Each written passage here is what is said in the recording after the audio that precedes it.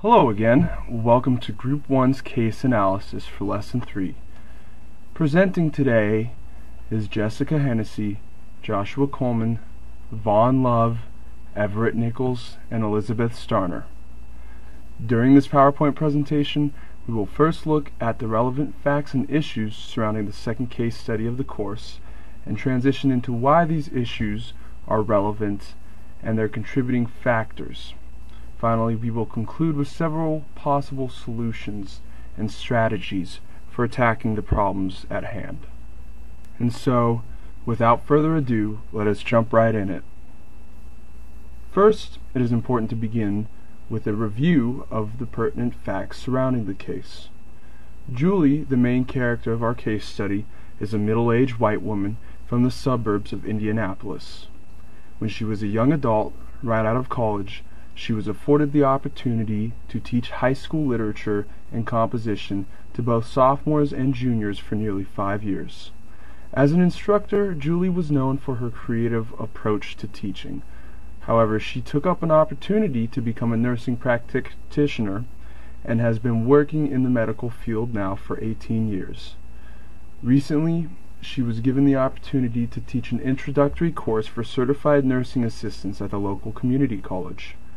Despite the time she spent away from education, Julie feels that she will be able to use many of the skills she used then, now, in her current setting. Also meriting consideration are the demographics of her students. Her class at the community college is composed of the following populations. She has 27 adults between the ages 25 and 51 years old. A majority of them are white. She has 3 black students, 2 Asians, and 1 Hispanic. Within that demographic, 2/3 of them are female, and most, if not all, of her students have extracurricular commitments outside of class in the form of full-time jobs.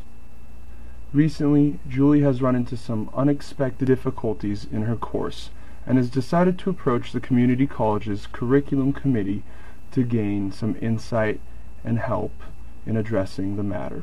Now, after reading through the information offered to us in this case study, our group has identified the following items as some of the key challenges Julie is facing. Firstly, her students are not engaged and do not actively participate in her in-class lectures. As a result, Julie has witnessed a decrease in the quality and timely completion of her assignments. Attendance is another area of concern and has waned over the initial 2 weeks of the course. Many students still enrolled either arrive late to class or skip it altogether. Lastly, these challenges are compounded by the time frame offered.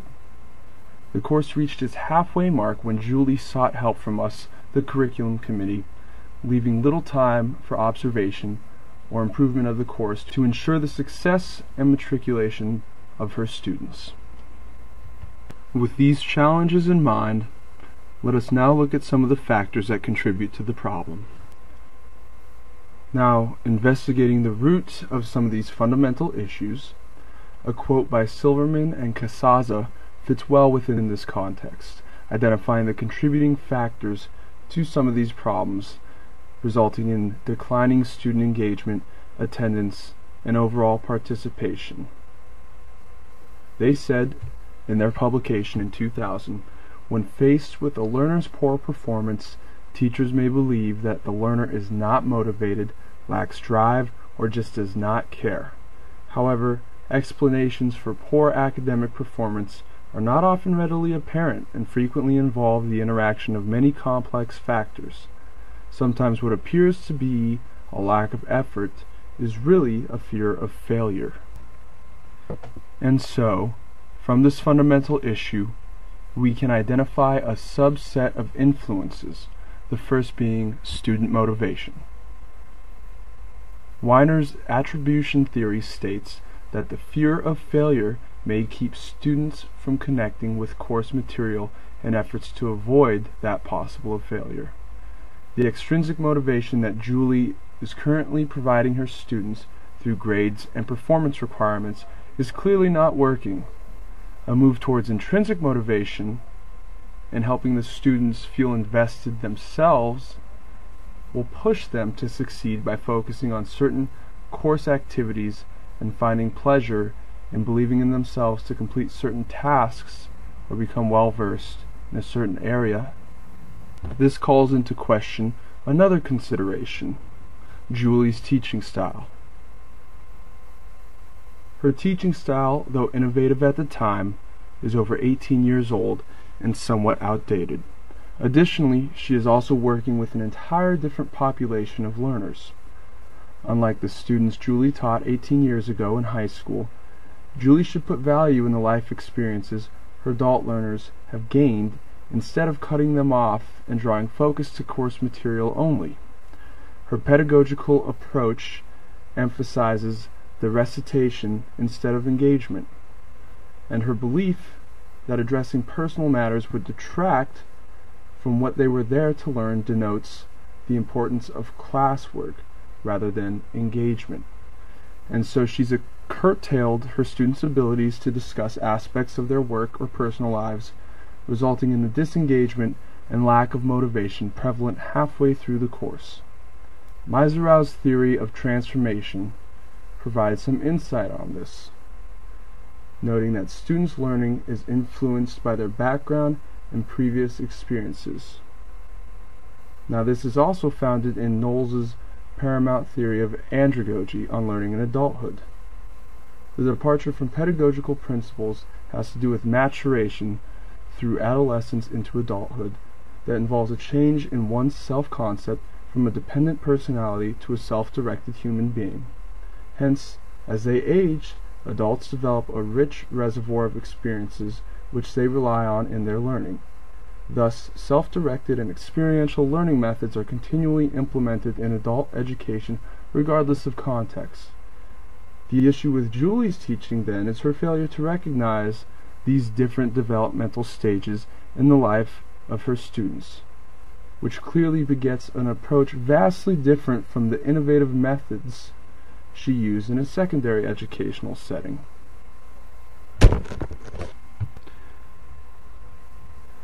Now, what Julie fails to realize is that her performance carries some significant implications to the case at hand.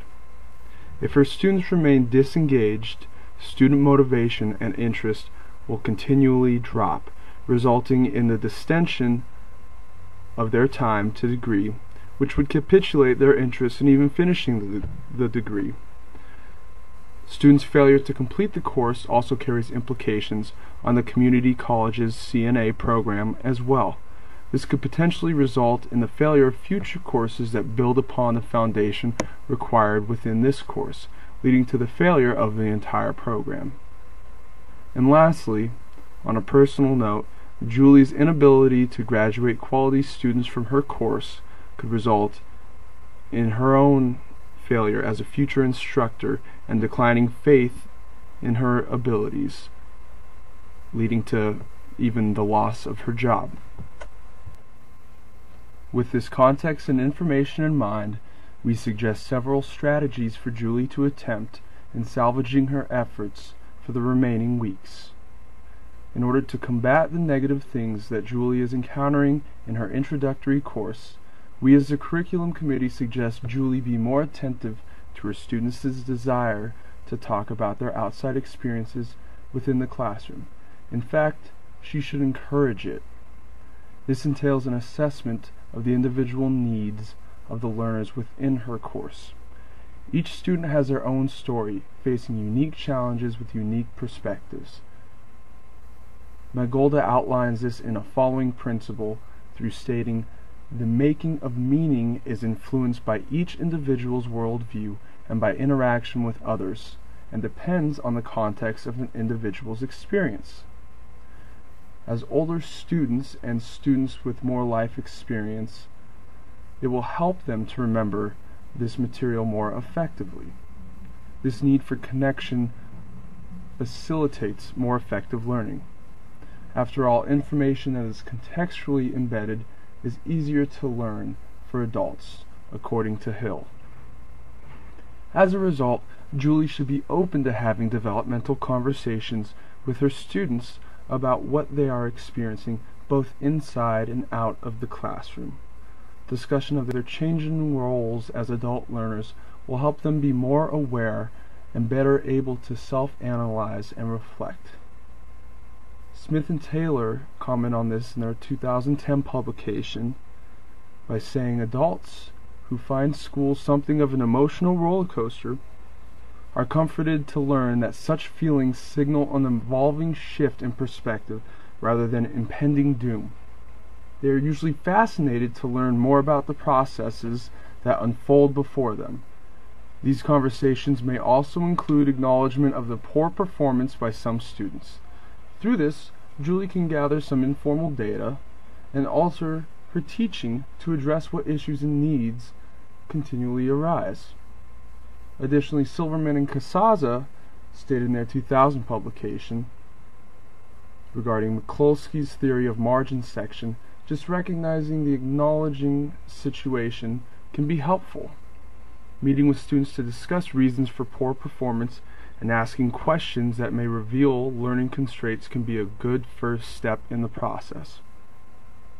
Furthermore, adult learners need to feel a sense of community to help them cope with their changing statuses and roles, such as a parent, employee, and now student.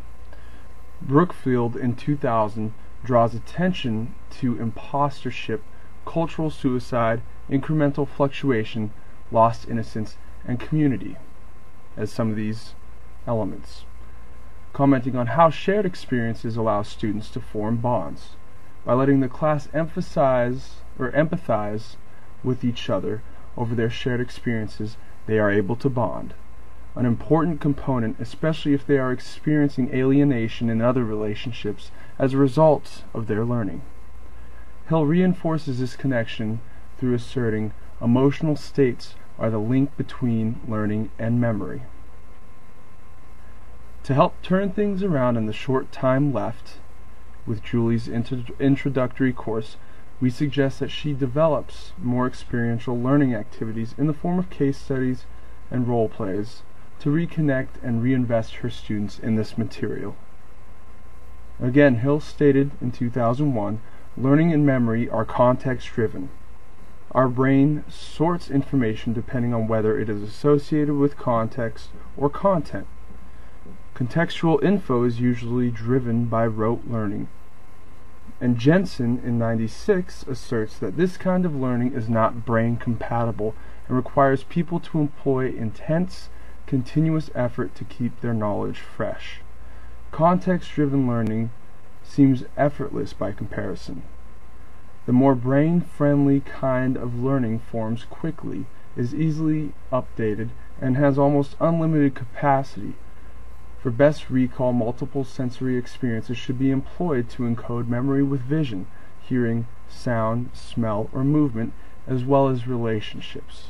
So, while some of the methods mentioned previously contain formative assessment methods to alter the course as it is delivered, a summative assessment gauging learning outcomes and student experiences will highlight areas for improvement in the future, whether related to the content or methods used therein. This will help Julie to improve and plan ahead for the next semester. Lastly, such assessment tools would provide a great backbone for professional development.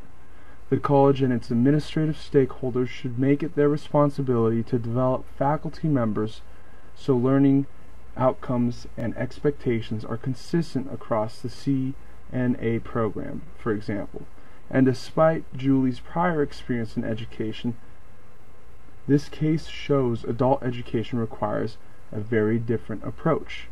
It is important for Julie's teaching competencies to be developed in this capacity so she can help students flourish in the classroom and ensure the future success of those she instructs, both in her own classroom, the program, and the overall institution.